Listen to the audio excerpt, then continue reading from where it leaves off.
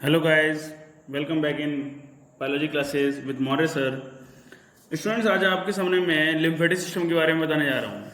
मैं आपके सामने आज चैप्टर लाइपोसिस का लिम्फेटिक सिस्टम लेकर के आया हूँ। देखिएगा, लिम्फेटिक सिस्टम काफ़ी टिपिकल है। आपने बहुत ही कम सुना होगा आपके 10th क्लास में जब से आप आए होंगे, और जैसे आपने इसके बारे में से तो 9th क्लास में पढ़ा होगा। लिम्फेटिक सिस्टम ये भी क्या है, ब्लड की तरह एक सर्कुलेटरी सिस्टम होता है। इसी तरह से एक लिम्फ का भी एक सिस्टम होता है, और लिम्फ जहां जहां ट्रांसपोर्ट होता है उसी को हम बोलते हैं लिम्फेटिक सिस्टम कहते हैं। लिम्फ एक क्या है, टिश्यूज होता है। जैसे कि आपने देखा ना ब्लड, तो ब्लड एक टिश्यू फ्लूइड होता है। इसी तरह से लिम्फ भी क्या होता है, फ्लूइड होता है, जो कि लिम्फ वेसल्स में फ्लो होता है। इसके अंदर आप जैसे देखेंगे कंटेंस जो करता है ये लिम्फ वेसल्स, और जो लिम्फ वेसल्स होती हैं ये इसके अंदर आर्टरी और वेन्स नहीं है, इसके अंदर सिर्फ एक है लिम्फ वेसल्स, जिसे हम बोलते हैं लार्ज लिम्फ वेसल्स भी कह सकते हैं। इसे इसका दूसरा पार्ट छोटी छोटी जहां पर होती हैं उन्हें हम बोलते हैं लिम्फ कैपिलरीज कहते हैं। इसके बाद आता है आपका लिम्फ नोड्स आता है, और ये पूरी हमारे होल बॉडी के अंदर फैली हुई होती हैं। जैसे कि आपके सामने मैं डायग्राम दिखा रहा हूं मैं, कि इस तरह से हमारी पूरी होल बॉडी के अंदर लिम्फ कैपिलरीज, लिम्फ नोड्स, इस तरह से हमारी होल बॉडी के अंदर ये फैली हुई होती हैं। जैसे देख सकते हैं, जैसे आपने देखा है ना कि ब्लड हमारे जहां जाता है वहां यहाँ पर आपका ये पहुंचता चला जाता है। ये तो देख सकते हैं आप, right lymphatic duct opens into right subclavian vein, ठीक है। Thoracic lymphatic duct opens into left subclavian vein. Lymph nodes ये एक तरह से ग्लैंड सी होती हैं, लिम्फ नोड्स, ठीक है। और हार्ट यहाँ पे lymph node, ileum lacteals drain into lymphatics group of lymph nodes, ये गुच्छे यानी कि लिम्फ नोड्स के यहाँ पे कई सारे इस तरह देखने को आपको मिलेंगे ये। तो स्टूडेंट्स, आपने इसमें अब देखेंगे कि लिम्फ नोड्स के बारे में और लिम्फ के बारे में मैं आपको जैसे बता रहा हूँ कि लिम्फ आखिर होता क्या है। जैसे आपने देखा ना कि ब्लड, तो ब्लड क्या है, इसी तरह से लिम्फ क्या होता है। लिम्फ एक फिल्टर्ड ब्लड होता है जो कि क्लियर वाटरी फ्लूइड होता है, और ये लिम्फेटिक वेसल्स के अंदर फ्लो होता है। ये एक लिंक होता है जो कि ब्लड और टिश्यू फ्लूइड के बीच में कनेक्टिविटी करने का काम करता है।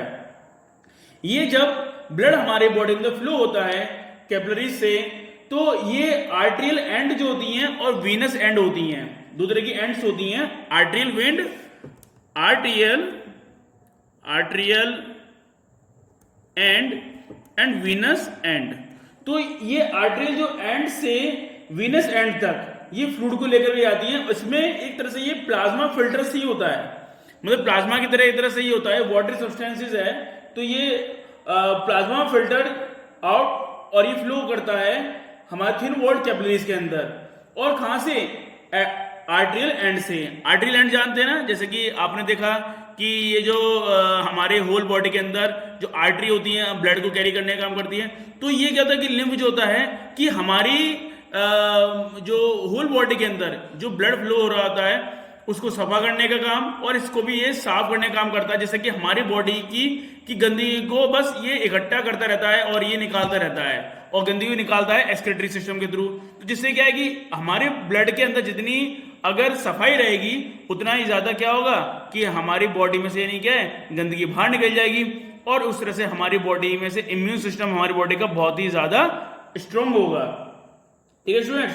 तो ये क्या होता है कि ये फ्लूइड होता है, और करीबन 90% जो फ्लूइड होता है ये वापस क्या जाता है, एब्जॉर्ब हो जाता है। आर्टरी एंड से जाता है वीनस एंड तक, और ये जिसमें आर्टरी एंड से वीनस एंड तक, जिसे देखेंगे आप, ये जब यहां से जाएगा तो करीबन 90% जो फ्लूइड होता है वो क्या है कि वापस रीएब्जॉर्ब हो जाता है।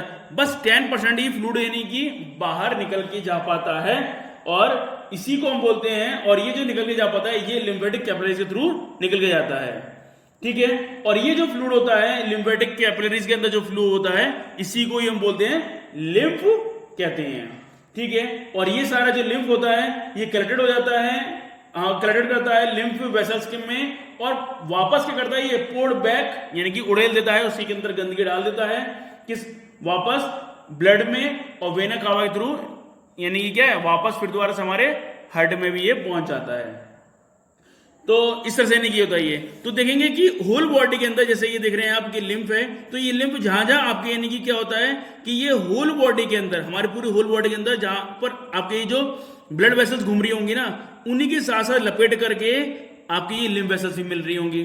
तो ये लिम्फ क्या करेगा कि लिम्फ जो ब्लड होता है हमारी बॉडी का, तो उसमें से यानी क्या करता है, ये निकालने का काम करता रहता है ये, ठीक है। क्योंकि लिम्फ जो होती है हमारी वो लिम्फोसाइट्स, जैसे आपने सुना भी होगा लिम्फोसाइट स्टूडेंट्स, कि लिम्फोसाइट जो होती हैं वो दो प्रकार की होती हैं, एक तो टी होती हैं और एक बी होती हैं।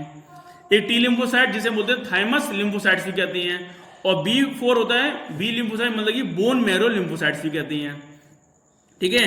इनका ये मैच्योरेशन होती हैं और जो इनकी साइट होती है वो थाइमस होती है, जबकि बोन मैरो की बोन में होती है, यानी बोन मैरो में जाकर के यानी क्या है इनकी साइट होती है, वहीं पर इनका मैच्योरेशन होना, वहीं पर इनका फॉर्मेशन होना, इस तरह से रहता है ये, ठीक है स्टूडेंट्स। तो अब ये यानी कि क्या है कि ये हमारे होल बॉडी के ब्लड के यानी कैपिलरीज ब्लड वेसल्स के साथ यानी लिम्फ वेसल्स घूमती रहती हैं, तो ये डिफ्यूजन प्रोसेस के थ्रू हमारी बॉडी में से यानी क्या गंदगी निकालने का काम करती रहती हैं और ये अपने आप को क्लीन अप कर लेती हैं। इसके बाद ये सारी गंदगी को एक्सक्रीशन के थ्रू बाहर निकाल देती हैं। इसलिए लिम्फ वेसल जो होती हैं वो उसके अंदर यानी कि देखेंगे कि जो लिम्फ जो फ्लो होता है उसमें भी यानी कि क्या है वॉल्स प्रेजेंट होते हैं, और ये लिम्फ क्योंकि वापस लौट के ना आ जाए, क्योंकि इसके अंदर हमारे ये हार्ट से पंप तो हो नहीं रहा, तो ये वापस ना लिम्फ वापस फ्लो होकर के ना आ जाए, इसलिए क्या होता है कि इसके अंदर वॉल प्रेजेंट होते हैं जिससे कि ये पुश आगे को ही मूव करते रहते हैं, ठीक है।